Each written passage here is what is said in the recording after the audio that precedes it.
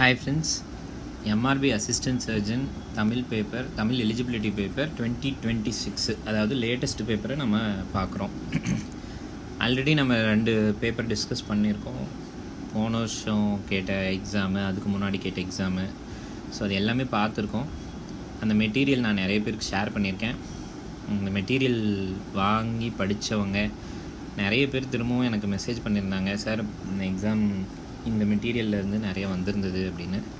So அதனால தான் மெயினாக வந்து இந்த பேப்பர், சரி இந்த லேட்டஸ்ட் பேப்பரும் நம்ம டிஸ்கஸ் பண்ணலாம் அப்படின்னு இந்த பேப்பரையும் எடுத்தேன். ஸோ வழக்கம் போல் இந்த பேப்பரை நம்ம பார்த்தோன்னாலும் இந்த 2026 பேப்பர் 10th தமிழ் புக்கு அதிகமாக கொஞ்சம் ஃபோக்கஸ் பண்ண மாதிரி இருந்தது. 9th தமிழ் புக் கொஞ்சம் கேட்டிருக்காங்க, பட் 10th தான் வந்து அதிகமாக இருந்த மாதிரி இருக்குது. ஸோ நம்ம கொஷின்ஸ் இப்போ ஒவ்வொன்றா பார்க்கலாம். ஃபஸ்ட்டு, நெட்டி, மிளகாய் செடி முதலியவற்றின் அடிப்பகுதியை குறிக்கும் சொல்.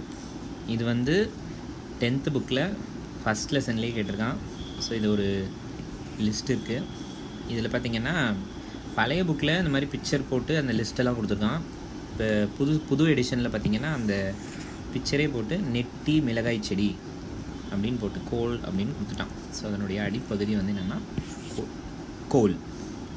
முற்று பெறாத வினை பெயர் சொல்லை கொண்டு முடியும் தொடர். முற்று பெறாத அப்படின்னாவே நம்ம வந்து எச்சம் அப்படின்னு சொல்லுவோம். ஸோ பெயர் சொல், அதுதான் க்ளூ. பெயர் சொல்லை கொண்டு முடியும், அதனால் இது வந்து நம்ம யோசிக்கவே தேவையில்லை. பெயர் எச்சம். இங்கே 2 வினையச்சம், அதாவது வினையச்சம் பெயரெச்சம் 2 இருக்குது. அதில் பார்த்தீங்க அப்படின்னா இது ரெண்டுமே நம்ம ரூல் அவுட் பண்ணிடலாம், ஏன்னா எச்சம்னு முடியல.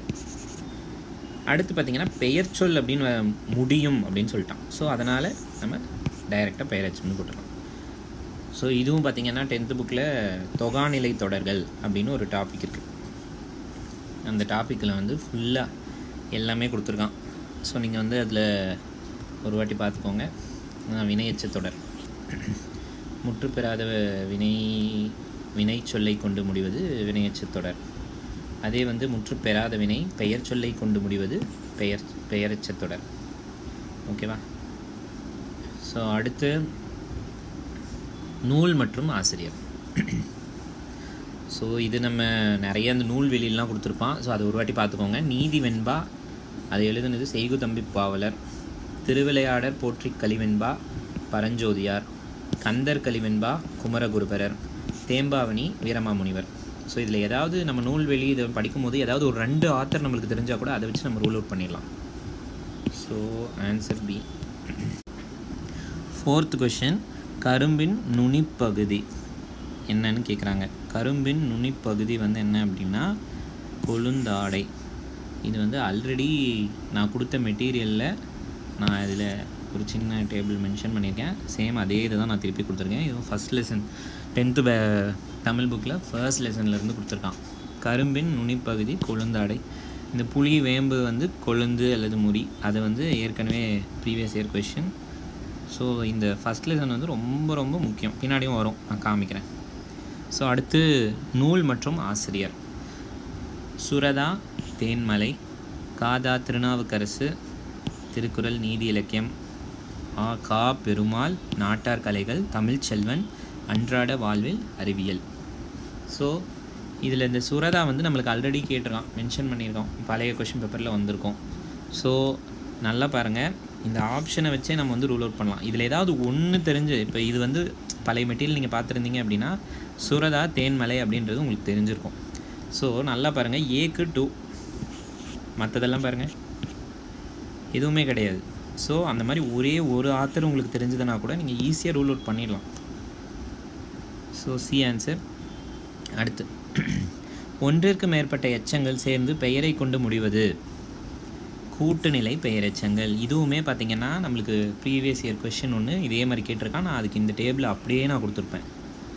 ஒன்றிற்கு மேற்பட்ட எச்சங்கள் பெயரை கொண்டு முடிவது வந்து கூட்டுநிலை பெயரெச்சங்கள். இந்த டேபிள் சும்மா அந்த கொஷின் பார்க்கும்போது இது பார்த்துருந்தீங்கன்னா கூட இந்த கொஷின் எழுதியிருக்கலாம். அடுத்து வந்து ஒரு பொறுத்துக. சுட்டுப்பெயர், வினாப்பெயர், எண்ணுப்பெயர், தொழிற்பெயர். நான் கொஞ்சம் நடத்தியிருக்கேன், பட்டு இப்போ ஒவ்வொன்றும் என்னன்றதை பார்க்கலாம்.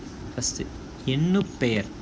எண்ணுப்பெயர்னால் எண்ணிக்கை, அதாவது 1, 2 அந்த மாதிரி மென்ஷன் பண்ணியிருப்பாங்க, அதுதான் எண்ணுப்பெயர். இங்கே பார்த்தீங்க அப்படின்னா எண்ணுப்பெயர் எண்ணிக்கைன்னு சொன்னேன்னா இங்கே பாருங்கள், இது எதுவுமே கிடையாது. ஆனால் ஒரு புத்தகம், அதாவது ஒன்றே ஒன்று இருக்குது அப்படின்னு சொல்கிறாங்க. ஸோ அதுதான் எண்ணுப்பெயர்.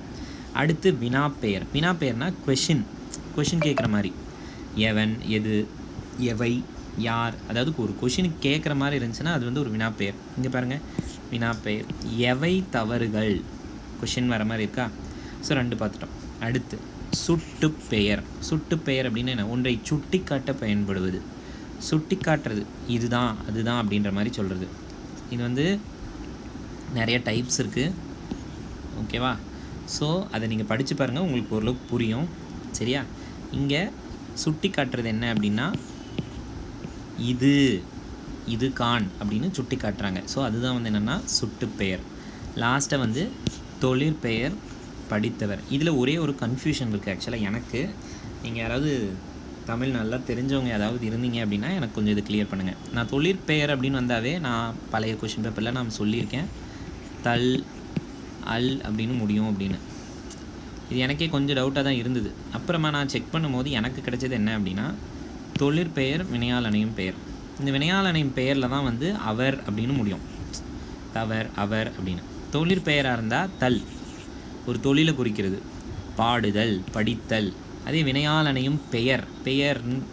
ஸோ அதனால் அது வந்து அவர் அப்படின்னு முடியும்னு நான் சொல்லியிருக்கேன். ஸோ இங்கே நான் செக் பண்ணதில் வினையால் அணையும் பெயரில் தான் இந்த படித்தவர் அப்படின்னு வருது. நம்மளுக்கு இங்கே ஆப்ஷனில் வினையால் அணையும் பெயர் எதுவும் கிடையாது. ஸோ அதனால் இதை வந்து நம்ம தொழிற்பெயராக நம்ம இங்கே கன்சிடர் பண்ணலாம். யாராவது இது தப்புன்னு நினச்சிங்கன்னா கமெண்ட்டில் மென்ஷன் பண்ணுங்கள். நான் மற்றதெல்லாம் நான் வந்து ரெஃபரன்ஸ்க்காக கொடுத்துருக்கேன். இதெல்லாம் படித்து பாருங்கள், உங்களுக்கு ஓரளவுக்கு ஹெல்ப் பண்ணும். வேறு ஏதாவது எக்ஸாமுக்குனாலும் உங்களுக்கு ஹெல்ப் பண்ணும். காசி காண்டம் கூறும் விருந்தோம்பல் செய்யும் இல்லற ஒழுக்கத்தின் எண்ணிக்கை. இது அப்படியே டைரெக்டாக புக்கிலேருந்து ஒரு செய்யுள்லேருந்து அதனுடைய பொருளில் கொடுத்துருக்கான். ஸோ அதில் அந்த விருந்தோம்பலுக்கு அவங்க கொடுத்துருக்கிறது வந்து 9 இல்லற ஒழுக்கம், அதனோட எண்ணிக்கை. ஸோ அதே அப்படியே கேட்டிருக்கான். காசி காண்டம் கூறும் விருந்தோம்பல் செய்யும் இல்லற ஒழுக்கத்தின் எண்ணிக்கை வந்து 9. ஓகேவா? ஸோ அடுத்து திராவிட மொழிகளின் ஒப்பிலக்கணம் என்ற நூலை எழுதியவர் கால்டுவெல். ஓகேவா? இதுவும் வந்து 10th புக்கிலேருந்து அப்படியே கேட்டிருக்கான் பாருங்கள். கால்டுவெல், திராவிட மொழிகளின் ஒப்பியல் இலக்கணம் அப்படின்ட்டு. ஓகேவா? ஸோ எல்லாமே பார்த்தீங்கன்னா 10th தமிழ் புக்கு தான். இது வந்து பார்த்திங்கன்னா ஒரு பொறுத்துக, இது வந்து ஒரு ப்ரீவியஸ் இயர் கொஷின். ஓகேவா? அதாவது நல்லா பாருங்கள், நம்ம இது வந்து அணிகலன்கள். நம்ம அந்த காலத்தில் வந்து மக்கள் வந்து கையில் கால்லலாம் எங்கெங்கே என்னென்ன போட்டிருந்தாங்க அப்படின்றது வந்து சொல்கிறது. அணிகலன்கள் அப்படின்னு ஒரு இதில் கொடுத்துருக்கான். பிக்சர் பார்த்திங்கன்னா உங்களுக்கே தெரியும். தலையில் அணிஞ்சிருக்கக்கூடியது வந்து என்னென்னா சூளி, காதில் போட்டிருக்கிறது வந்து என்னென்னா குலை, இடுப்பில் போட்டிருக்கிறது வந்து அரைஞான், காலில் போட்டிருக்கிறது கிண்கிணி. ஓகேவா? ஸோ இதை அப்படியே கேட்டிருப்பான். நான் ரெஃபரன்ஸ்க்கு இதெல்லாம் கொடுத்துருக்கேன். அணிகலன்கள் அப்படின்ற ஒரு இதில் கொடுத்துருக்கான். ஓகேவா? அது மட்டும் இல்லாமல் இந்த ஆண்பால் பிள்ளை தமிழ், பெண்பால் பிள்ளை தமிழ் இதிலெல்லாம் வந்து இதெல்லாம் இந்த லெசனில் தான் வருது. அதாவது இந்த பருவங்கள் அப்படின்னு சொல்லுவாங்க. ஆண்பாலுக்கு என்ன பருவம், பெண்பாலுக்கு என்ன பருவம், அப்புறம் இருபாலருக்கு பொதுவான பருவங்கள், இது எல்லாமே வந்து 1 மார்க்கில் கேட்டிருக்கான். ஸோ அதையும் நோட் பண்ணிக்கோங்க ஒரு வாட்டி. ஸோ இதுதான் ஆன்சர். ஸோ ஆன்சர் வந்து என்னென்னா சி. அந்த பிக்சர் பார்த்தீங்கன்னா கூட உங்களுக்கு அதை வச்சு கூட நீங்கள் ஈஸியாக எழுதிடலாம். ஸோ அடுத்து வழக்கம் போல் நூல் மற்றும் அதனுடைய ஆசிரியர். பெருமாள் திருமொழி குலசேகர ஆழ்வார், பரிபாடல் கீரந்தையார், நெடுநல்வாடை நக்கீரர், முல்லைப்பாட்டு நப்பூதனார். ஓகேவா? ஸோ ஆன்சர் பி, இதை நோட் பண்ணிக்கோங்க. அடுத்து செந்தமிழே உள்ளுயிரே செப்பரிய நின்பெருமை எந்தமிழ்னா எவ்வாறு எடுத்தே உரைவிரிக்கும். இப்பாடலடிகளை இயற்றியவர் யார் அப்படின்னா பெருஞ்சித்திரனார். ஓகேவா? அடுத்து அல்லல் ஆயினும் விருந்துவரின் உவக்கும் என்று குறிப்பிடும் நூல். இது வந்து நற்றிணை. இதுவும் பார்த்திங்கன்னா மென்ஷன் பண்ணியிருப்பாங்க இதில். இது 10th புக்கு தான். ஓகேவா? அடுத்து பாருங்கள், கிட்டத்தட்ட அந்த ஃபஸ்ட் லெசனில் இருக்கக்கூடிய 10th புக்கில் ஃபஸ்ட் லெசன்லேருந்தே பார்த்திங்கன்னா இதோட 3வது கொஷின் கேட்டிருக்கான் பாருங்கள். அதே தான் நம்ம அங்கே பார்த்தோம்ல, கரும்பு அதெல்லாம் பார்த்தோம்ல, அதே மாதிரி தான். ஸோ இதில் வந்து என்ன அப்படின்னா பழத்தினுடைய தோல் வகை. இதுதான் அந்த ஃபஸ்ட் லெசனில் இருக்கிற மொத்த இதையுமே நான் மென்ஷன் பண்ணியிருக்கேன்.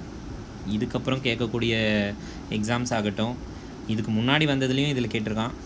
ஸோ இதில் அவன் கேட்டிருக்கிற கொஷின் வந்து பல தோள்களின் வகைகள். அதில் தான் தொளி, தோடு, ஓடு, குடுக்கை, தோல் இதெல்லாம் வச்சு அவன் மேட்ச் த ஃபாலோயிங் மாதிரி கேட்டிருக்கான்.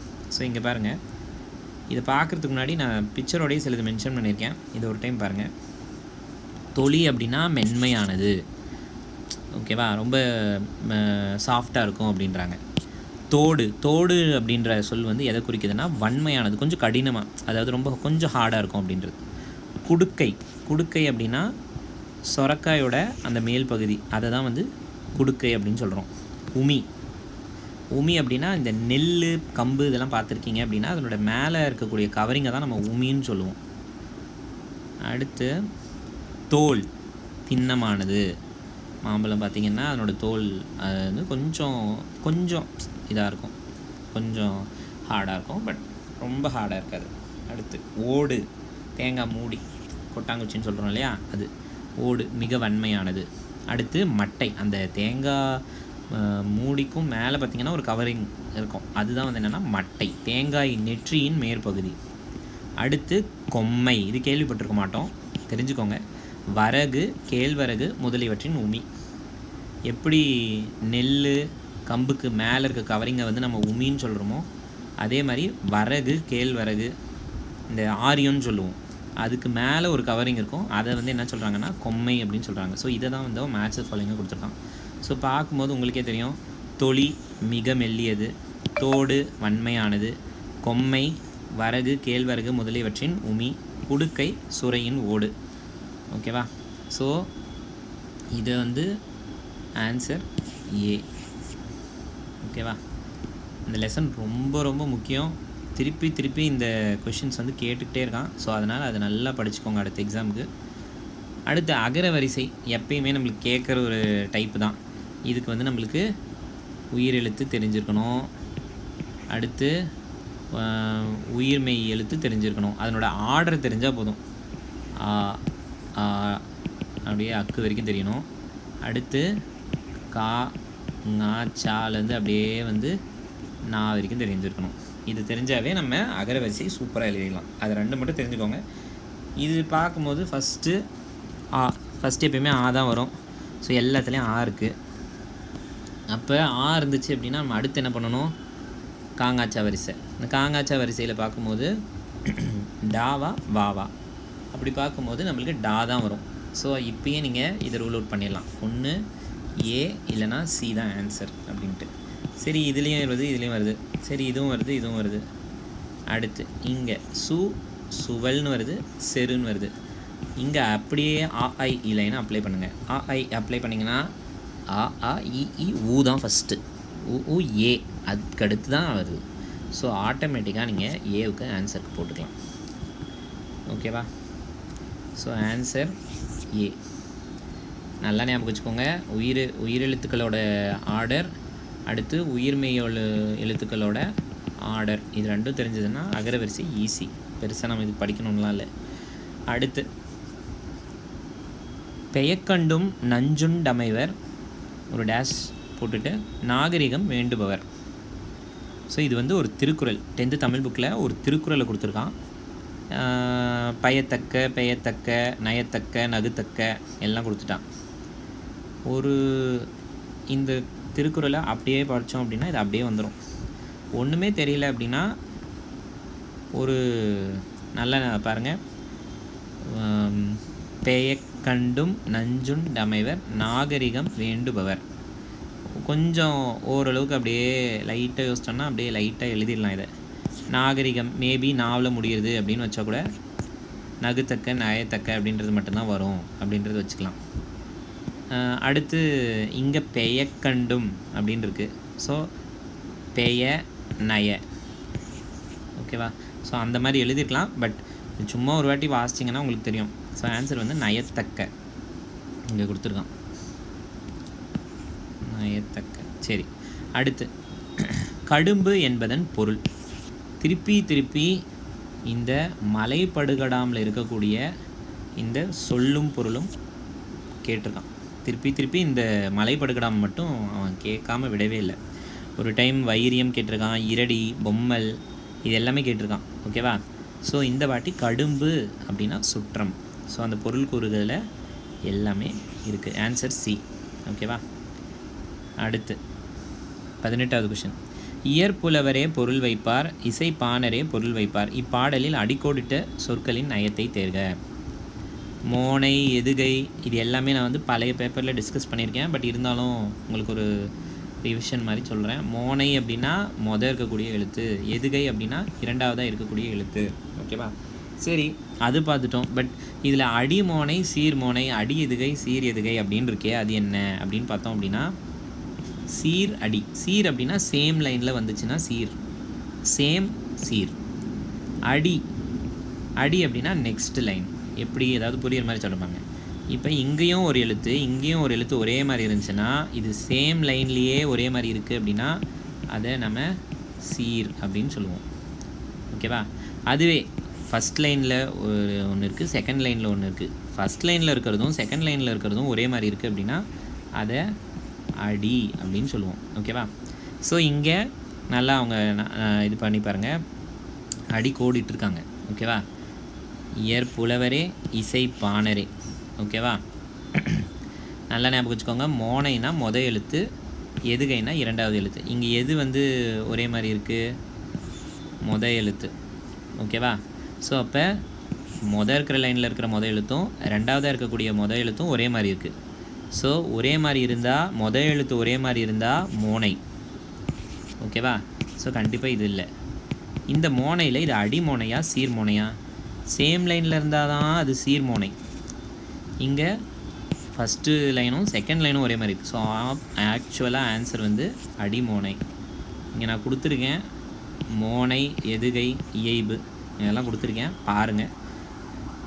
பார்த்தீங்கன்னா உங்களுக்கு தெரிஞ்சிடும். அடுத்து 19வது கொஷின். இதுவுமே வந்து முன்னாடி ஒரு சில எக்ஸாமில் எம்ஆர்பியில் கேட்கல, பட் மற்ற டிஎன்பிஎஸ்சி இதெல்லாம் கேட்டிருக்கான். ஆக்சுவலாக இதுவுமே வந்து ஒரு பிவைக்கு கொஷின் தான். ஓகேவா? ஸோ கொண்டல் கிழக்கு, கோடை மேற்கு, வாடை வடக்கு, தென்றல் தெற்கு. இதில் க்ளூ பாயிண்ட் என்னென்னா, கொண்டல் கோ கி அதே லைனு, இதை விட்டுருங்க. கோடை மேற்கு அதை விட்டுருங்க.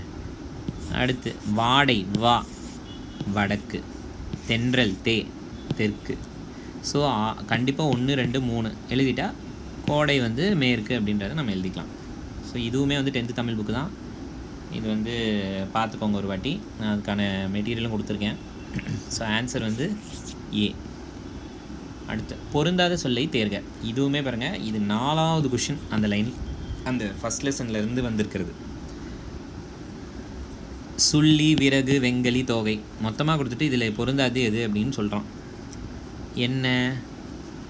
காய்ந்த அடியும் கிளையும் பெயர் பெறுதல். அதில் நம்மளுக்கு மென்ஷன் பண்ணியிருக்காங்க. காய்ந்த அடியும் கிளையும் அப்படின்றது அதில் என்னென்னலாம் வரும்? சுள்ளி வரும், வெங்கலி வரும், கட்டை வரும், விறகு வரும். அதில் வராதது எது? தோகை. ஓகேவா? ஸோ அந்த தோகை மட்டும்தான் வராது. மீதி 3மே வந்து காய்ந்த அடியும் கிளையும் அப்படின்றது வரும். ஓகேவா? அடுத்து 21வது கொஷினு. பொருத்தமானதை தேர்க.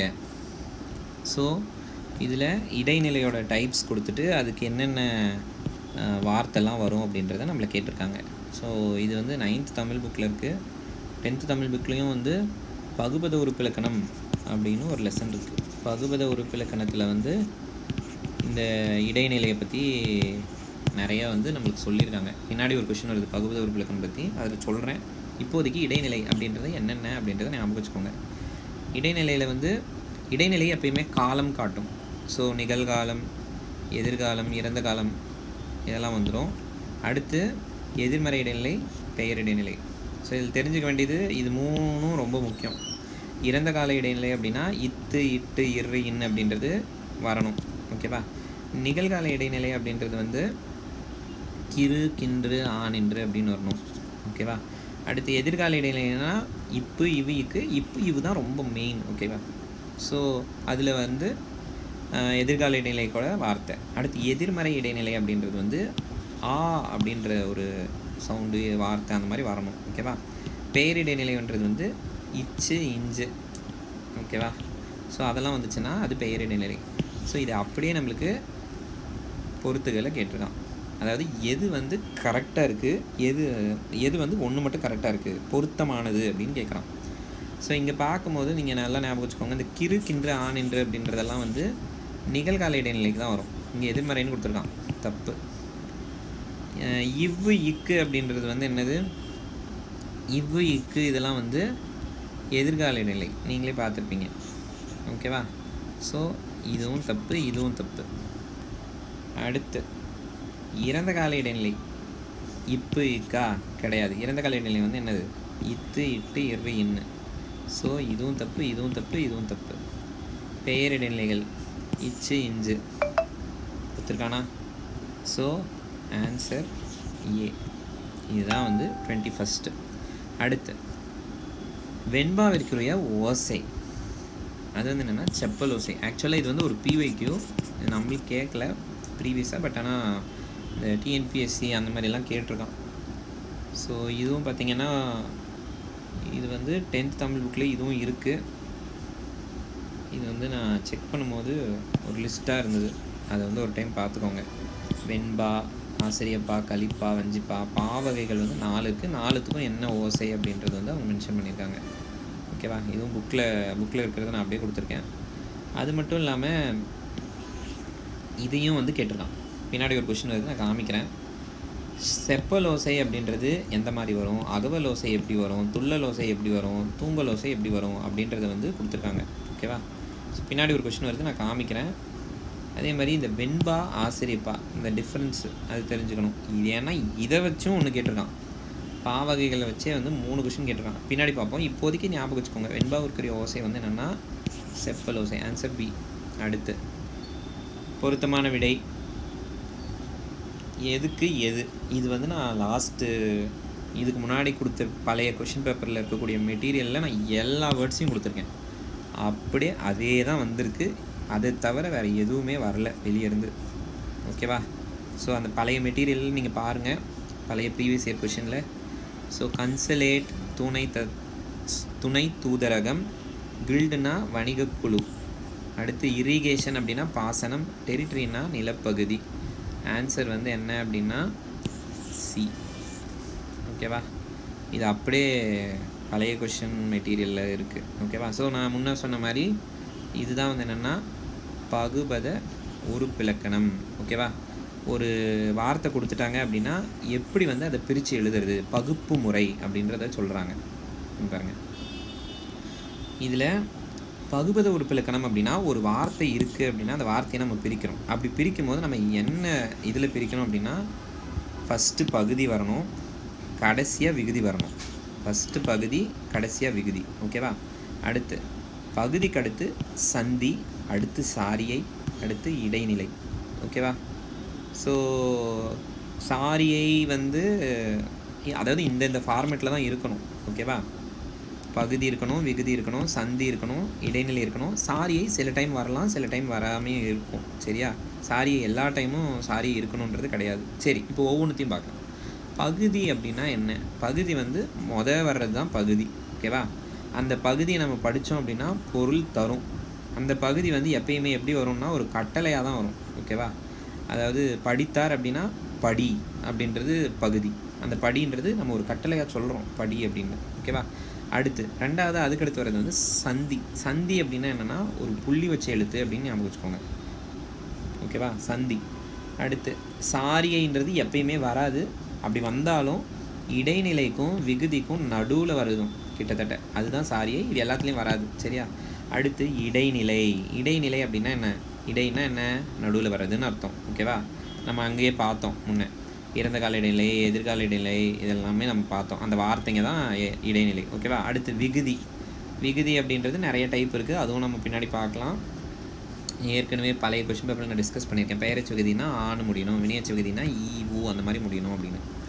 ஸோ இப்படி தான் வந்து ஒரு வார்த்தையை நம்ம பகுக்க வேண்டும். பகுபத உறுப்பிலக்கணம் இதுதான். ஓகேவா? இங்கே நம்மளுக்கு கொடுத்துருக்காங்க மலைந்து அப்படின்ற ஒரு வார்த்தையை நீ எப்படி பிரிப்ப அப்படின்னு. மலைந்து. ஓகேவா? நான் எப்பயுமே என்ன சொன்னேன், ஃபஸ்ட்டு இருக்கக்கூடிய வார்த்தை பகுதி, கடைசியாக இருக்கிறது விகுதின்னு சொல்லிட்டேன். ஃபஸ்ட்டு எப்பயுமே பொருள் தரணும், ஒரு கட்டளையாக இருக்கணும். மலை. ஓகேவா? மலை பொருள் தருது. ஓகேவா? அடுத்து மலையை பிரிச்சிட்டோம். இந்துன்னு வருதா, இந்து வந்து எப்பயுமே சந்தியில் வந்து இந்து வராது, இத்து தான் வரும். ஓகேவா? அந்த இந்தோட இணை எழுத்து மாதிரி தான் அந்த இத்து. ஓகேவா? இந்து வந்துருச்சு அப்படின்னாவே நம்ம வந்து இப்படி தான் போடணும், இத்து போட்டு இந்து போடணும். ஓகேவா? சந்தி அப்படின்னு இத்தை மென்ஷன் பண்ணிவிட்டு இந்தானது விகாரம் அப்படின்னு நம்ம மென்ஷன் பண்ணணும். விகாரம்ன்றது வந்து அதனுடைய ஒரு இணை எழுத்து மாதிரி வரும். ஓகேவா? இந்த அப்படின்னு வந்துருச்சுனாவே விகாரம் அது. அடுத்து இப்போ இந்த எடுத்துட்டோம். இந்த தூவை வந்து எப்படி பிரிக்கலாம், இத்து கூட்டல் ஊன்னு பிரிக்கலாமா? ஸோ அந்த இத்து தான் வந்து என்னென்னா இடைநிலை, அதுலேயும் இறந்த கால இடைநிலை. அடுத்து கடைசியாக ஊ வருது, விகுதி. ஆனால் அந்த விகுதியில் என்ன விகுதி, அது வினையச்ச விகுதி. ஸோ இந்த மாதிரி இந்த மலைந்து அப்படின்றத வந்து மலைந்துன்றதை வந்து எப்படி பிரிக்கிறாங்க, ஸோ மலை இந்த இத்து இந்து போடக்கூடாது, நம்ம இந்த வந்து ப்ராக்கெட்டில் தான் போடணும் அப்படின்றத நீங்கள் பார்த்துட்டிங்கன்னாவே இதை மார்க் பண்ணிடலாம் ஆன்சராக. ஓகேவா? இத்து கூட்டல் ஆன்சர் வந்து சி. ஓகேவா? ஸோ இதுதான் பகுபத உறுப்பிலக்கணம். டீட்டெயிலாக வேணும்னா நிறைய பேர் டீட்டெயிலாக நடத்தியிருக்காங்க. பகுபத உறுப்பிலக்கணம்னு அடிச்சிங்க அப்படின்னாவே யூடியூப்பில் நிறைய சூப்பராக நடத்தியிருக்காங்க. நானே அதை பற்றி தான் தெரிஞ்சுக்கிட்டேன், நீங்களும் அதை பாருங்கள். அடுத்து பொருத்தமான விடையை தேர்க, 25வது கொஷின். ஸோ இதில் வந்து இந்த தொடர்களின் வகைகள், வாக்கிய வகைன்னு சொல்லுவோம், அதை வந்து கொடுத்துருக்கான். அதாவது நம்மளுக்கு கொடுத்துருக்கிறது தனிச்சொற்றொடர், துணைத்தொடர், முதன்மை தொடர், கலவை தொடர் அப்படின்னா என்ன. ஃபஸ்ட்டு என்னன்னு சொல்லிடுறேன், அதுக்கப்புறம் நம்ம எக்ஸாம்பிள் பார்க்கலாம். தனிச்சொற்றொடர் அப்படின்னா என்னென்னா பேர்லேயே தனி அப்படின்னு இருக்குது, அதாவது தனியாக தான் இருக்கும் அந்த அந்த தொடர், அது வந்து முழுசாக பொருளை தந்து முடிச்சிருச்சு, அதுதான் தனிச்சொற்றொடர். அடுத்து துணைத்தொடர். துணைத்தொடர்னால் அடிஷ்னலாக இன்னொரு சென்டென்ஸ் இருக்கிறது, தொடர் ஒரு வாக்கியம் வந்து அடிஷ்னலாக இருக்குது, பட் ஆனால் அது முழுசாக இன்னும் பொருள் தரலை, அது பாதியில் நிற்குதுன்னு அர்த்தம், அதுதான் துணைத்தொடர். அடுத்து முதன்மை தொடர். முதன்மை தொடர்னால் என்ன, ஸ்கூலில் வந்து பிரின்சிபல் தான் முதல்வர்னு சொல்கிறோம், அதாவது ஒரு சென்டென்ஸில் என்ன மெயினான கருத்து அதை சொல்கிறது தான் வந்து என்னென்னா முதன்மை தொடர். ஓகேவா? அடுத்து கலவை தொடர். கலவைனா மிக்ஸ் ஆகிருக்குதுன்னு அர்த்தம், அதாவது நிறைய சென்டென்ஸ் மிக்ஸ் ஆகிருக்கு, பொருள் தரும். ஓகேவா? ஸோ இப்போ இதை வச்சுக்கிட்டிங்கன்னா இதை நம்ம இப்படியே இங்கே அப்ளை பண்ணுறோம் பாருங்கள். ஃபஸ்ட்டு தனிச்சொற்றொடர். தனிச்சொற்றொடர்னா தனியாக இருக்கும், பொருள் தரும். பாரி பேருந்திற்காக காத்திருந்தார், இது ஒரு தனி சென்டென்ஸு, பொருளும் தருது. அடுத்து துணைத்தொடர். துணைத்தொடர் பொருள் தராதுன்னு சொன்னேன், அடிஷ்னல் சென்டென்ஸ் தான். ஸோ மழை கொட்டி கொண்டிருந்தாலும், அதுக்கு மேலே வரல, கொட்டிக்கிட்டு இருக்குதுன்னு சொல்லலை, கொட்டிக்கிட்டு இருந்தாலும், கொட்டி கொண்டு இருந்தாலும், அதுக்கு மேலே எதுவும் தெரியல, ஸோ பொருள் இல்லை, இதில் முழுசாக முடியலை, ஸோ துணைத்தொடர். அடுத்து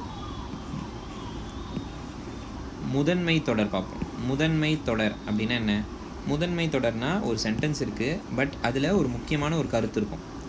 பகலவன் பள்ளிக்கு நடந்து வந்தான் அப்படின்றதுல நடந்து வந்தான் அப்படிங்கிறது தான் முக்கியமான கருத்து, ஸோ அதனால் அது வந்து முதன்மை தொடர்.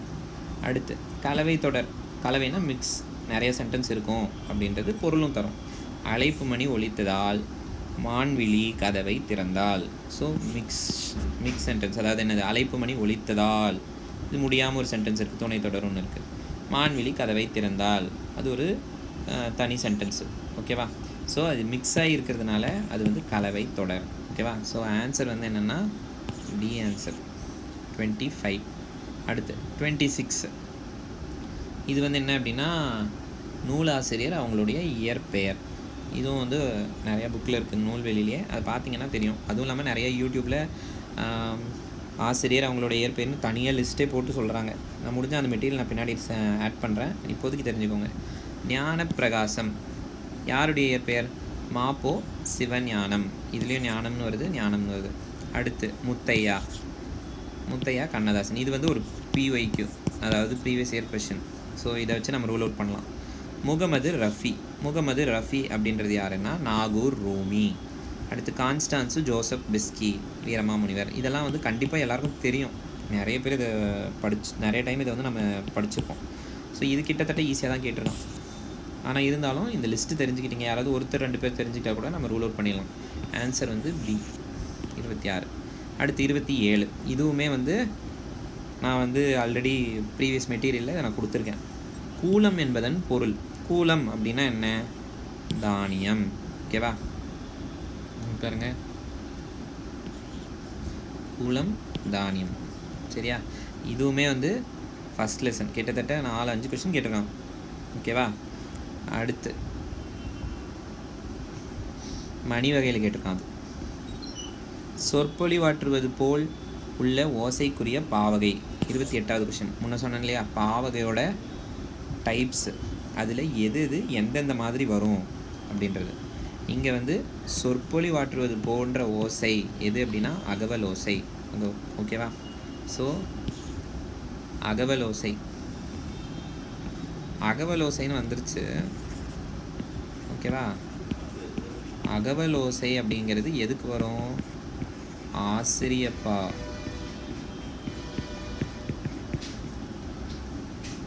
ஓகேவா? முன்னாடி பார்த்தீங்கன்னா தெரியும், அகவல் ஓசை ஆசிரியப்பா. ஓகேவா? ஸோ ஆசிரியப்பா அப்படின்றத வந்து அவங்க அகவற்பா அப்படின்னு கொடுத்துருக்காங்க. சரியா? So answer C. அடுத்து 29th, மாளாத காதல் நோயாளன் அடிக்கோடிட்ட சொல்லின் இலக்கண குறிப்பு. மாளாத காதல், மாளாத அப்படின்னா அழியாத, தீராத அப்படின்னு அர்த்தம். அதாவது அழியாத காதல் அப்படின்ற மாதிரி. ஓகேவா? ஸோ இதில் நம்ம ஃபுல்லாக பார்க்கலாம். பெயரெச்சம், எதிர்மறை பெயரெச்சம், ஈறுகெட்ட எதிர்மறை பெயரெச்சம், அடுத்து எதிர்மறை வினையெச்சம். நம்மளுக்கு 4 கொடுத்துருக்கான். இதில் இந்த மாளாத காதல் அப்படிங்கிறது என்னவாக இருக்கும்? எப்பயுமே ஒன்று சொன்ன எச்சம் அப்படின்னாவே முடிவு பெறாதது. ஸோ மாளாத அப்படின்றது முடிவு பெறாது தான் இருக்குது. ஸோ எல்லாமே எச்சம் தான். ஓகே, இப்போ என்னன்னு பார்க்குறோம். ஒன்றுத்துக்கும் டிஃப்ரென்ஸ் பார்ப்போம். ஃபஸ்ட்டு பெயரெச்சம், எதிர்மறை பெயரெச்சம், ஈறுகெட்ட எதிர்மறை பெயரெச்சம், இதை மட்டும் பார்ப்போம். பெயரெச்சம் அப்படின்னா என்ன? ஒரு பெயரை கொண்டு முடியணும், பட் ஆனால் வந்து ஒரு முடிவு பெறாத ஒரு சொல். வந்த மாணவன், பழுத்த பழம், கேட்ட பாடல், காய்ந்த விறகு. ஓகேவா? ஸோ இதெல்லாம் வந்து பெயரெச்சம். அதுவே எதிர்மறை பெயரெச்சம் அப்படின்னா என்ன? பெயரெச்சத்திற்கு எதிராக வருவது ஆன்ற சவுண்டில் வரணும். ஓகேவா? இங்கே வந்த மாணவன் அப்படின்னா இங்கே வந்தக்கு ஆப்போசிட் என்ன? எதிராக வர்றது என்னது? வராத. ஸோ வராத மாணவன். பழுத்த பழம் அப்படின்னா பழுக்காத பழம். ஓகேவா? ஸோ அந்த மாதிரி ஆப்போசிட்டாக வர்றது அதுதான் வந்து எதிர்மறை பெயரெச்சம். ஓகேவா? அடுத்து ஈறுகெட்ட எதிர்மறை பெயரெச்சம். எதிர்மறைனாவே ஆப்போசிட். ஓகேவா? இங்கே எதிர்மறை பெயரெச்சம் வருது, பட் ஈறுகெட்ட, ஈறுன்னா என்ன? கடைசி எழுத்து, கடைசி எழுத்து கெட்டுப்போச்சு அப்படின்னு அர்த்தம். வராத அப்படிங்கிறதுல கடைசி எழுத்து என்னது? தா. அந்த தா வந்து கெட்டுப்போச்சு, வாரான்னு மாறிடுச்சு, வாராமானவன். பழுக்காத பழம். ஓகேவா? அதுவே எதிர்மறை பெயரெச்சம் தான். ஈறு கெட்டுப்போச்சு அப்படின்னா என்ன? இந்த ஈறு கடைசி எழுத்து கெட்டுப்போச்சு, அப்போ பழுக்கா பழம். கேட்காத பாடல், கடைசி எழுத்து கெட்டுப்போச்சு, கேட்கா பாடல். அதுதான் ஈறுகெட்ட எதிர்மறை பெயரெச்சம். ஸோ பெயரெச்சம், எதிர்மறை பெயரெச்சம், ஈறுகெட்ட எதிர்மறை பெயரெச்சம். ஓகேவா? முடிஞ்சதா? அடுத்து எதிர்மறை வினையெச்சம். ஓகேவா? இப்போ வினையெச்சம்னா என்ன? ஒரு எச்ச வினை எதிர்மறை பொருளுக்கு வினையை கொண்டு முடியும். எடுத்துக்காட்டு, பேசாது நின்றான், உண்ணாது சென்றார். வினையெச்சம் ஒரு வினை ஆப்போசிட்டாக வருது. ஓகேவா? அதாவது என்ன? ஒரு வினை என்னது? பேசுறது அப்படின்றது ஒரு வினை. ஓகேவா? அங்கே அந்த பேசுறதுன்றதுக்கு ஆப்போசிட் என்ன? பேசாது. ஓகேவா? பேசாது நின்றான். நின்றான்னா அதுவும் ஒரு வினை தான், வினையை கொண்டு முடியுது. அதே மாதிரி ஒரு வினை வந்து ஆப்போசிட்டாக இருக்கிறது வந்து என்னென்னா எதிர்மறை வினையெச்சம். ஓகேவா? ஸோ இதை அப்படியே இங்கே அப்ளை பண்ணுங்கள். மாளாத காதல், ஃபஸ்ட்டு இங்கே கடைசி எழுத்து. இது ஒரு பெயரா வினையா? இது ஒரு பெயர். காதல் அப்படிங்கிறது ஒரு பெயர். அப்போ கண்டிப்பாக இது பெயரெச்சம் தான், வினையெச்சம் கிடையாது. அதில் என்ன?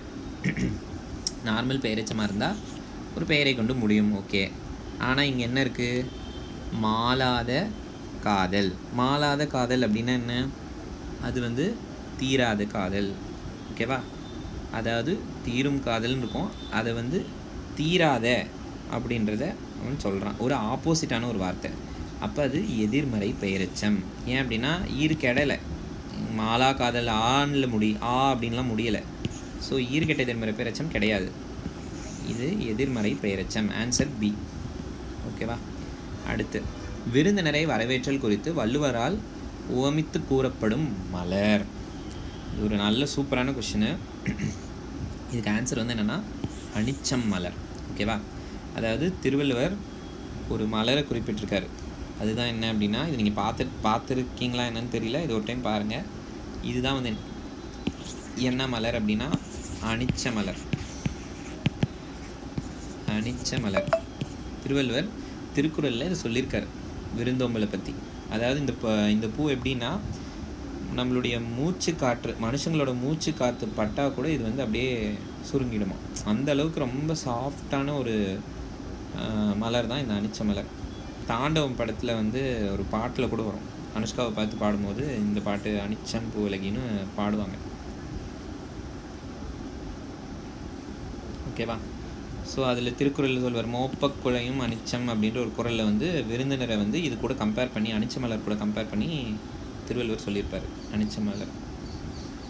இந்த ஒரு டேபிள் பின்னாடி வருது, நான் காமிக்கிறேன். ஸோ அனிச்ச மலர் ஆன்சர் வந்து டி. அடுத்து 31 பொருத்தமான விடை. இது வந்து பார்த்துக்கோங்க, இது வந்து 10th புக்கில் வந்து யாப்பிலக்கணம் அப்படிங்கிற ஒரு இதில் வரும். அடி. யாப்பிலக்கணத்துக்கு வந்து 6 உறுப்பு இருக்குது, சரியா? அதில் ஒன்று தான் வந்து என்னென்னா அடி. அந்த அடியை வந்து என்னென்ன இருக்குது, என்னென்ன டைப்ஸ் இருக்குது அப்படின்றதெல்லாம் பார்க்கலாம். ஓகேவா? அடினாவே நான் ஏற்கனவே சொன்னேன், அடினா அடுத்தடுத்த லைனு. ஓகேவா? ஸோ இரண்டிற்கு மேற்பட்ட சீர்கள் தொடர்ந்து வருவது தான் வந்து என்னென்னா அடி. அதில் குறளடி, சிந்தடி, அளவடி, நெடிலடி, களி நெடிலடி அப்படின்னு நிறைய இருக்குது. ஓகேவா? ஸோ இது ஒவ்வொன்றத்தை பற்றியும் பார்த்தோம் அப்படின்னா, குறளடி திருக்குறளில் 2 அடி தான் இருக்கும். அதுதான் வந்து என்னென்னா, அதாவது அடின்றதை விட 2 சீர் இருக்கும். ஓகேவா? 2 சீர், அதுதான் வந்து என்னென்னா குறளடி. திருக்குறள் எடுத்துக்கிட்டாவே குறளடி 2 ஈரடியில் திருவள்ளுவர் வந்து அவ்வளோ சொல்லியிருக்காரு அப்படின்றது குறளடி. குறளடினா 2 சீர். அடுத்து சிந்தடி. சிந்தடினா 3 சீர். அளவடி 4 சீர். நெடிலடி 5 சீர். களி நெடிலடி 6 சீர். ஓகேவா? ஸோ ஒரு சின்ன ஷார்ட்கட்டு பார்த்துக்கோங்க. குறளடி உங்களுக்கு தெரியும், திருக்குறள்னாவே 2 தான் இருக்குது. ஸோ அதை நீங்கள் எழுதிடுவீங்க. சிந்தடி அப்படின்னா சிந்துன்னு வச்சுக்கோங்க, 1 2 3. ஸோ 3 அடி. அளவடி, அளவடிக்கு இன்னொரு பேர் என்னென்னா நேரடி அப்படின்னு சொல்லுவோம். இதை என்னங்க, 1 2 3 4. ஸோ 4 இருக்குது. நேரடி என்னாலே 1 2 3 4 4. ஓகேவா? அடுத்து நெடிலடி. நெடிலடி அப்படின்னா என்ன, 1 2 3 4 5 5 இருக்கும். களி நெடிலடி அப்படின்னா 1 2 3 4 5 6 7, 6க்கும் மேலே அதிகமாக இருக்கும். அதுதான் வந்து களி நெடிலடி. ஸோ 2 சீர் அப்படின்றது குறள், 3 சீர் அப்படின்றது சிந்து, 4 சீர் அப்படிங்கிறது வந்து அளவடி, அப்படி இல்லைன்னா நேரடின்னு சொல்லுவாங்க, 5 சீர் அப்படின்றது நெடிலடி. ஸோ இது ஆன்சர் வந்து டி. ஓகேவா? அடுத்து மயங்கொலி சொற்களை பொருளுடன் பொருத்தி விடையை தேர்க. ஸோ இதில் பார்க்கும்போது ஊன், ஊன், திணை, திணை. ஸோ இதில் பார்க்கும்போது ஊன்னா உணவு, இந்த ஊன் அப்படின்னா இறைச்சி. திணை, திணை அப்படின்றது 3 சொல்லி வந்துச்சுன்னா ஒழுக்கம். திணை அப்படின்றது சிறுதானிய வகை. மயங்கொலி அப்படின்னா ஒரு வார்த்தையில் ஒரு எழுத்தை மட்டும் மாற்றி மாற்றி போட்டிருப்பாங்க. அந்த ஒரு எழுத்துக்கு மாறும்போது என்ன அர்த்தம் வருது அப்படின்றது தான். ஸோ இதுக்கு ஆன்சர் வந்து பி. இப்போ தமிழில் என்னென்னலாம் வார்த்தை மயங்கொலி இருக்கோ அது எல்லாமே நான் லிஸ்ட்டு போட்டு வச்சுருக்கேன். இது எல்லாமே இதிலேருந்து மோஸ்ட்லி வந்து வேறு எதுவும் புதுசாலாம் வராது. லைட்டாக ஒரு டைம் பார்த்தீங்கன்னாவே உங்களுக்கு வந்து மயங்கொலி என்னென்ன சொல்லலாம் இருக்குது, எந்த எழுத்து மாறினா என்னென்ன பொருள் வருது அப்படின்றது எல்லாமே வந்து நான் கொடுத்துருக்கேன். அது ஒரு டைம் ஃபுல்லாக பார்த்துக்கோங்க. கண்டிப்பாக ஒரு டைம் பார்த்தாவே உங்களுக்கு வந்து ஓரளவுக்கு அது தெரிஞ்சிடும். ஸோ 33 இது வந்து இதுவும் 10th தமிழ் புக்கில் தான் இருக்குது. தொகை நிலை தொடர்கள். ஒன்று தொகா நிலைன்னு ஒன்று பார்த்தோம், அதே மாதிரி தொகை நிலை என்னென்ன, இது எல்லாம் ஒவ்வொன்றா நம்ம அப்படியே பார்த்துடலாம். வினைத்தொகைன்னா என்ன, அன்மொழி தொகை, உண்மை தொகை, ஓமை தொகைன்னா என்ன அப்படின்றது. ஸோ தொகை நிலைனா 6 மொத்தம். வேற்றுமை தொகை, வினைத்தொகை, பண்பு தொகை, ஓமை தொகை, உண்மை தொகை, அன்மொழி தொகை. ஃபஸ்ட்டு இதில் நம்ம இதில் இருக்கிறத மட்டும் பார்க்கலாம், ரொம்ப எல்லாமே பார்க்க தேவையில்லை. வினைத்தொகை அப்படின்னா என்ன? வினைத்தொகை அப்படின்னா நான் போன பேப்பர்லேயே சொல்லியிருக்கேன், காலம் காட்டும், 3 காலத்துக்கும் சேர்ந்த மாதிரி வரும். ஓகேவா? 2 சொற்கள் வரும். முதல் சொல் கட்டளை வடிவிலான வினைச்சொல்லாக அமைந்திருக்கும். 2 வார்த்தை இருக்கும், 2 சொல். அதில் இருக்கிறது வந்து கட்டளையாக இருக்கும். இரண்டாவது வரும் சொல் பெயர் சொல்லாக இருக்கும். ஓகேவா? 3 காலங்கள் பாருங்கள். எக்ஸாம்பிள் வந்து கொள்களிறு. கொள்களிறு என்னென்ன? களிறு அப்படின்னா யானை. கொள்களிறு, கொள்கின்ற களிறு, கொள்ளும் களிறு அப்படின்றது 3 காலத்துக்கும் உகந்த மாதிரி வருது. ஓகேவா? ஸோ இது வினைத்தொகை. அடுத்து அன்மொழி தொகை. அன்மொழி தொகை அப்படின்னா என்ன? பிரிச்சா அல் குட்டல் மொழி. அல் குட்டல் மொழி அப்படின்னா அல்லாத மொழி அப்படின்னு அர்த்தம். ஓகேவா? அதாவது இந்த இதில் இப்போ 6 இருக்கா, இந்த 6த்தில் ஒவ்வொன்றுத்துக்கும் ஒவ்வொரு மாதிரி இருக்கும். வார்த்தைங்க வந்து ஒவ்வொன்றுத்துக்கும் ஒவ்வொரு மாதிரி வரும், ஒரு இலக்கண நடையோட அந்த மாதிரிலாம் வரும். பட் இதில் வந்து என்ன அப்படின்னா, ஒரு புதுசாக ஒரு வார்த்தையை போட்டு அவங்கள வந்து மிகைப்படுத்தி சொல்கிறது. ஃபார் எக்ஸாம்பிள் முறுக்கு மீசை வந்தார் அப்படின்னு நம்ம சொல்கிறோம். முறுக்கு மீசை வந்தார் அப்படின்னா அதுக்கு என்ன உண்மையாகவே அர்த்தம்னா, முறுக்கு போன்ற மீசை கொண்ட ஒரு மனிதர், ஒரு ஆண், அவர் வந்தார் அப்படின்னு. ஒரு சாதாரணமாக அவர் ஒரு மனுஷனாக நம்ம அப்படி டிஸ்கிரைப் பண்ண மாட்டோம். ஸோ புதுசாக ஒரு வார்த்தையை போட்டு அவரோட தோற்றத்தை ஒன்றுத்துக்கூட்ட ஒப்பிட்டு அதுக்கு ஒரு வார்த்தையை வச்சு நம்ம வந்து ஒன்று சொல்கிறது. அதுதான் அன்மொழி தொகை. ஒரு புதுசாக ஒரு மொழி அதை வந்து நம்ம போட்டு அவரை நம்ம டிஸ்கிரைப் பண்ணுறது, அதுதான் அன்மொழி தொகை. சரியா? அடுத்து உம்மை தொகை. இது பாருங்கள், உம்மை தொகை பேர்லேயே அப்படின்னு வரும். அதாவது அப்படின்றது வந்து மறைஞ்சு வரும். இப்போ தாய் சேய்ன்ற வார்த்தையில் இங்கே உம்னு வரும். தாயும் சேயும், அது வந்து அந்த அப்படிங்கிறது மறைஞ்சு வருது. அதுதான் உம்மை தொகை. அதே உவமை தொகை. உவமைனா ஒன்றுத்தோட கம்பேர் பண்ணுறது பெருசாக. ஓகேவா? போல, அது போல் இருக்குது, இது போல் இருக்குது அப்படின்னு கம்பேர் பண்ணுறது. போன்ற அப்படிங்கிறது மறைந்து வரும். மலர்கை, அதாவது மலர்கை அப்படின்னா என்னென்னா மலரை போன்ற கைகளை கொண்ட ஒருத்தர் அப்படின்றது. ஓகேவா? ஸோ இதுதான். ஸோ இப்போ இந்த 4 வார்த்தையும் அப்படியே நம்ம இங்கே பார்க்கலாம். வினைத்தொகை நான் சொன்னேன், 3 காலம்னு சொன்னேன். முதல்ல வந்து 3 காலத்தையும் நம்ம குறிக்கிற மாதிரி கொள்களிறு அப்படின்றது வந்து ஒரு வினை, ஒரு பெயர். அந்த வினையை நம்ம அப்படியே 3 காலத்துக்கும் உரிய மாதிரி நம்ம சொல்லலாம். ஓகேவா? அடுத்து அன்மொழி தொகை, அல்லாத மொழி அப்படின்னு சொல்லலாம். முறுக்கு மீசை வந்தார். அடுத்து உம்மை தொகை, தாயும் சேயும். உவமை தொகை, மலர் போன்ற கை. ஸோ ஆன்சர் வந்து என்னென்னா பி. ஓகேவா? ஸோ அடுத்து 34 மயங்கொலி பிழையற்ற தொடரை தேர்க. மயங்கொலி பிழையற்ற தொடரை தேர்க அப்படின்னா என்ன? இதில் நிறையா மயங்கொலி பிழை, அந்த முன்ன சொன்னேன் இல்லையா, அந்த வார்த்தைங்க வருது. சாதாரணமாக சொன்னால் நொறுங்கு தின்றால் 100 வயது அப்படின்னு சொல்கிறோம். நொறுங்க தின்றால் 100 வயது அந்த வார்த்தையெல்லாம் பார்த்தீங்க அப்படின்னா உங்களுக்கு வந்து எது வரும் அப்படின்றது உங்களுக்கு ஒரு லுக் தெரிஞ்சிடும். நொறுங்க தின்றால் 100 வயது, 100 வயது எல்லாம் ஓகே, இதெல்லாம் ஒரே மாதிரி தான் இருக்குது. நம்மளுக்கு பிரச்சனையே இங்கே இது 2 தான். ஓகேவா? நொறுங்க தின்றால் அப்படின்னா தின்றால் ரா மட்டும் மாறி இருக்கு பாருங்கள். இதில் இது கண்டிப்பாக வராது. இது 3த்தில் தான் ஆன்சரு. அடுத்தில் நொறுங்க தின்றால், இது ஒரு பெண்ணை குறிக்குது, தின்றால். அப்போ கண்டிப்பாக இது 2த்தில் தான் ஆன்சர். இது ஒன்று. ஓகேவா? நொறுங்க தின்றால் 100 வயது, இது வராது, இதுவும் வராது. இங்கே தின்றால் 100 வயது கரெக்டு. நொறுங்க இந்த ரூவா அதுதான் பார்க்கணும். இது வந்து நொறுங்க தின்றால் அப்படின்னா நல்லா கடிச்சு சாப்பிட்றது. இதே நொறுங்கக்கு இந்த ரூ வராது. நெருங்குதல், நெருங்கு, அந்த ரூ அது வந்து வரும். ஸோ அந்த மாதிரி ஒவ்வொரு வார்த்தையோட அந்த வார்த்தையில் இருக்கக்கூடிய பிழைகளை நம்ம கரெக்டாக கண்டுபிடிச்சிட்டோம் அப்படின்னா நம்ம மயங்கொலி பிழை சூப்பராக எழுதிடலாம். அது நீங்கள் மேலே பார்த்தீங்கன்னா அந்த வார்த்தைகள்லாம் நிறைய வரும். அதில் நீங்கள் ஒவ்வொன்றுத்தையும் பார்க்கும்போது உங்களுக்கு வந்து ஆட்டோமேட்டிக்காக ஆன்சர் வந்து தெரிஞ்சிடும். Answer B. அடுத்து 35 பொருத்தி விடையை தேர்க. ஸோ இதுவுமே வந்து இலக்கணம் தான். ஸோ இலக்கணத்தை நம்ம பார்த்தோம் அப்படின்னா வினையச்சம், பெயரெச்சம் இதெல்லாம் இருக்குது. நான் ஏற்கனவே அதில் சொன்னேன். வினையச்சம் அப்படின்னா ஈ ஊ அப்படின்னு முடியணும். பெயரெச்சம்னா ஆள முடியணும். ஸோ வினையச்சம் ஈ முடியுதா, பெயரெச்சம் ஆ முடியுதா. ஸோ நம்ம 2 ரூல் அவுட் பண்ணிட்டோம்.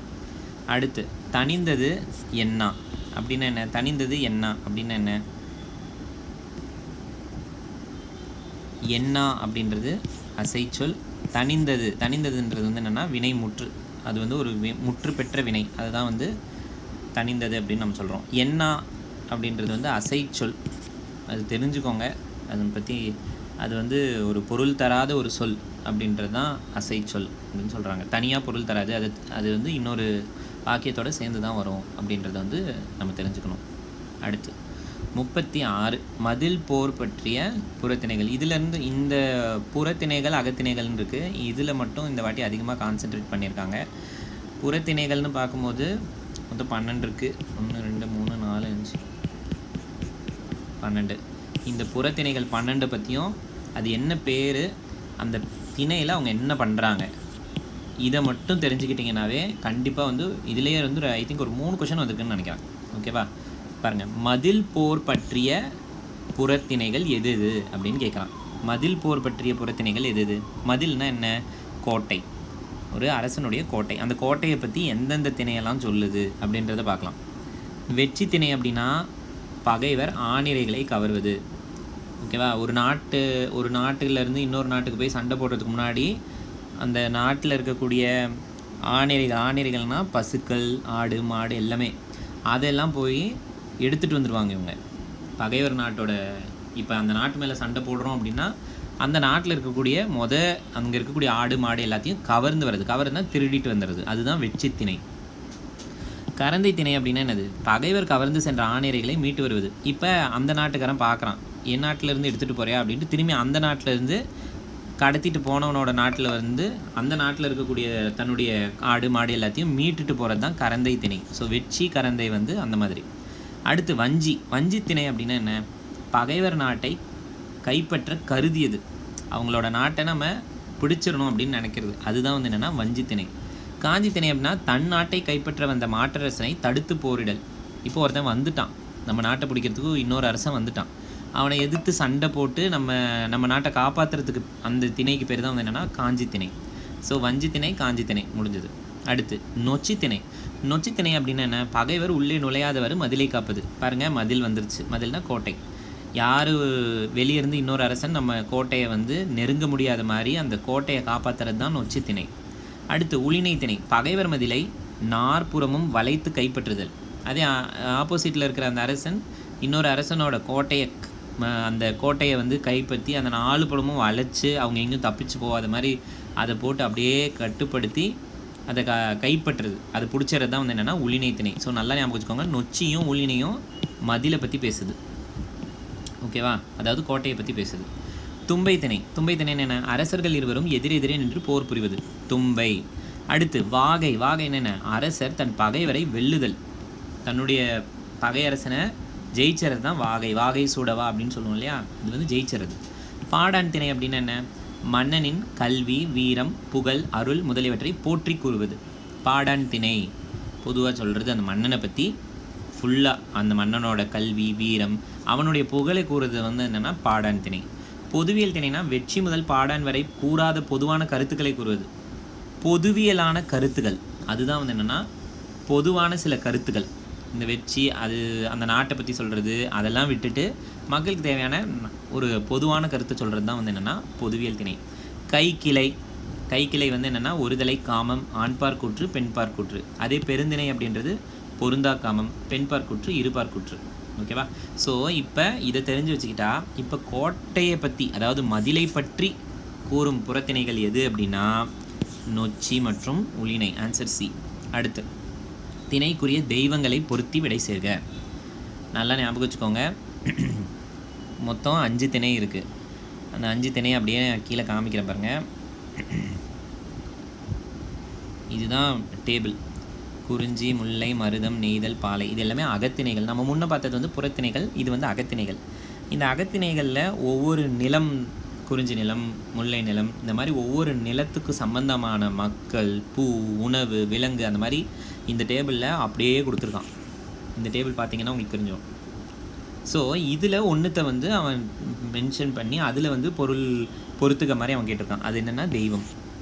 குறிஞ்சிக்கு முருகன், முல்லைக்கு திருமால், மருதம்க்கு இந்திரன், நெய்தலுக்கு வருணன், பாலைக்கு கொற்றவை. ஸோ இது தெரிஞ்சாவே இந்த டேபிள் வந்து ஓரளவுக்கு நல்லா தெரிஞ்சிருச்சு அப்படின்னா நம்ம ஈஸியாக வந்து இதில் மார்க் எடுத்துடலாம். ஓகேவா? ஸோ இங்கே கொடுத்துருக்கான் பாரு, ஆன்சர் வந்து சி. அது மட்டும் இல்லாமல் இந்த திணை சம்மந்தமாக வேறு என்னென்னலாம் கொஸ்டின் கேட்கலாமோ அது எல்லாமே நான் வந்து கொடுத்துருக்கேன்.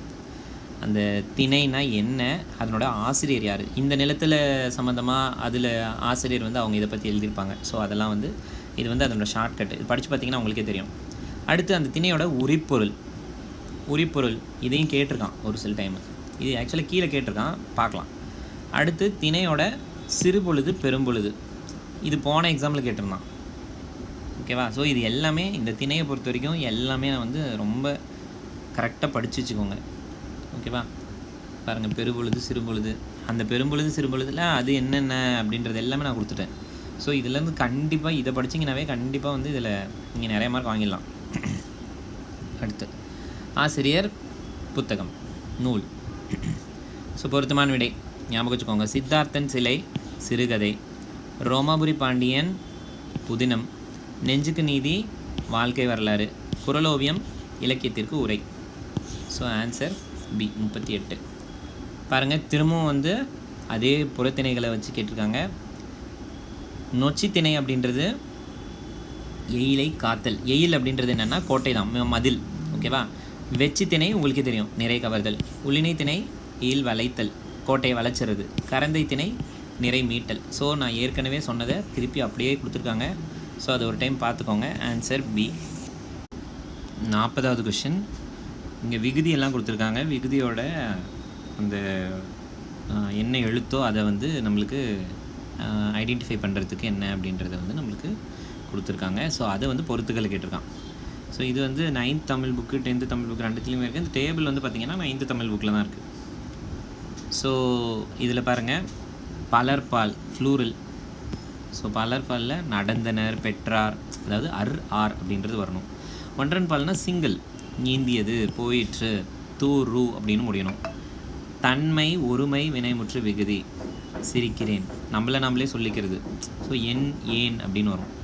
அடுத்து முன்னிலை ஒருமை வினைமுற்று விகுதி, முன்னாடி இருக்கிறவங்கள பார்த்து சொல்கிறது.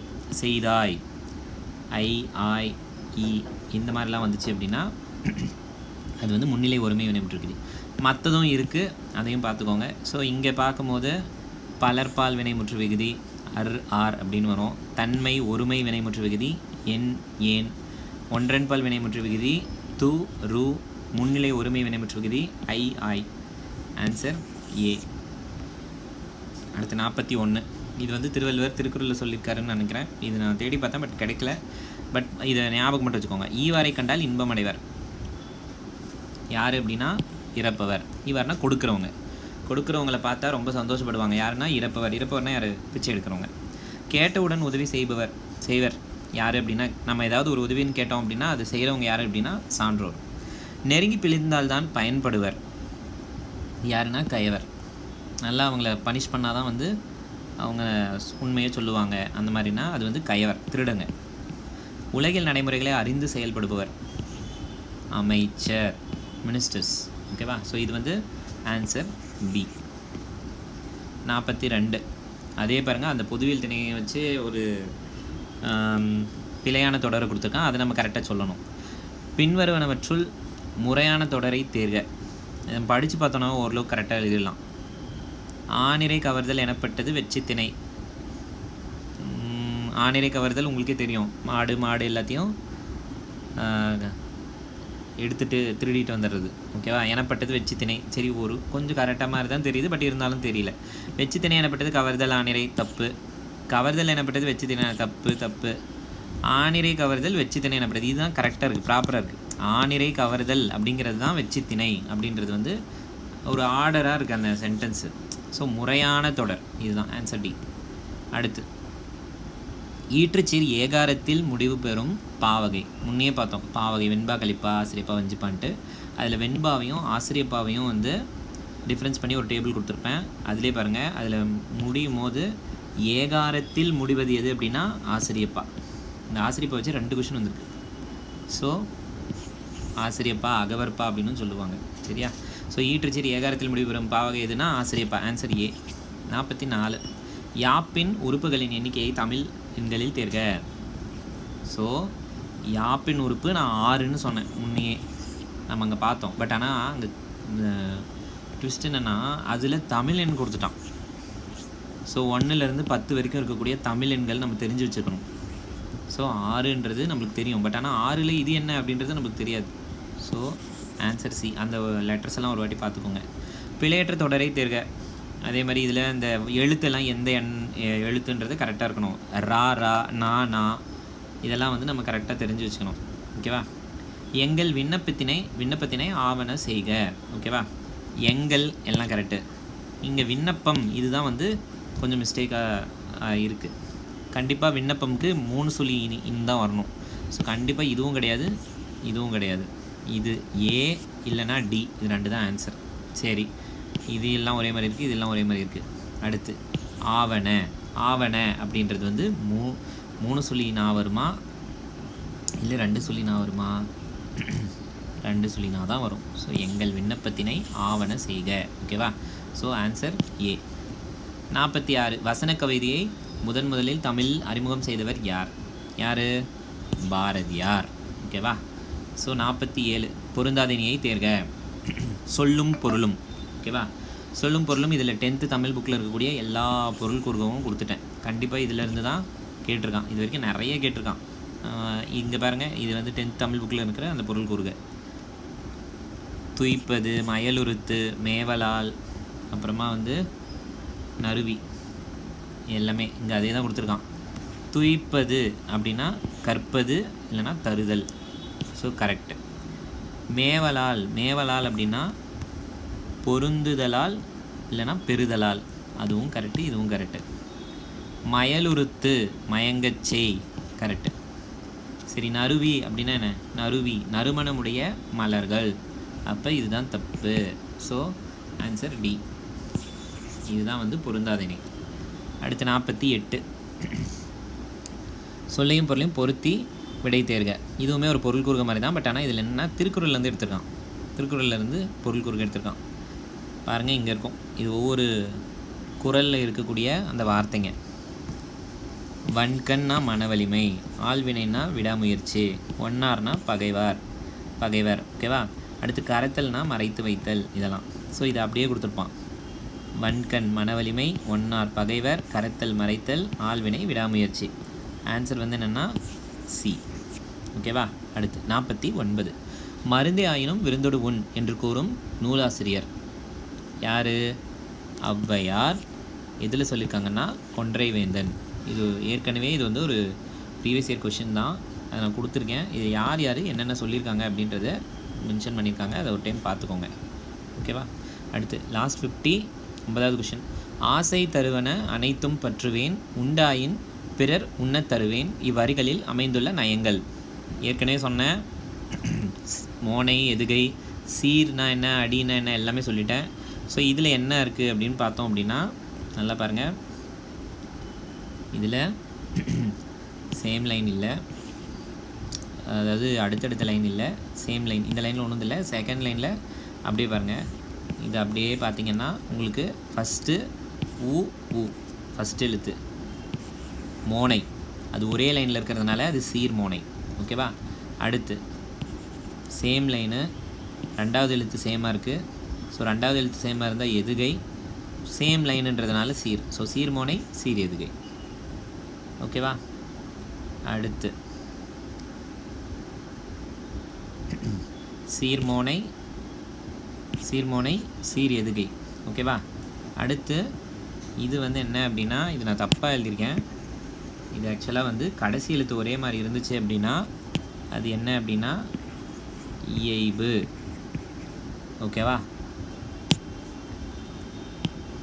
ஸோ சீர்மோனை, சீர் எதுகை, இயைபு. ஸோ 50 கொஷின் முடிஞ்சிருச்சு. ஸோ தேங்க்யூ, இவ்வளோ சப்போர்ட் பண்ணியிருக்கீங்க. ஃபஸ்ட்டு நான் டாக்டர் ஹம்சா ஹுசைனுக்கு தேங்க்ஸ் சொல்லணும், ஏன்னா இந்த கொஷின் பேப்பர் அவர் தான் எனக்கு கொடுத்தாரு.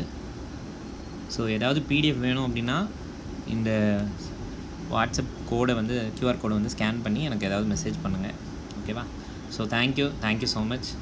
இதே மாதிரி இன்னொரு MRB அசிஸ்டன்ட் சர்ஜனில் ஸ்பெஷாலிட்டி எக்ஸாம் ஒன்று இருக்குது. அதில் யாராவது கொஷின் பேப்பர் யாராவது வச்சுருந்தீங்க அப்படின்னா இந்த நம்பருக்கு சென்ட் பண்ணுங்கள். தேங்க்யூ. நம்ம அது கிடச்சிதுன்னா அதையும் அதனோட டிஸ்கஷன், அந்த பேப்பரோட டிஸ்கஷன், அதில் எங்கேங்கிறதுலாம் கேட்டிருக்காங்க அப்படின்றத வந்து நம்ம ஒரு டைம் எல்லாத்தையும் பார்த்துக்கலாம். Thank you so much.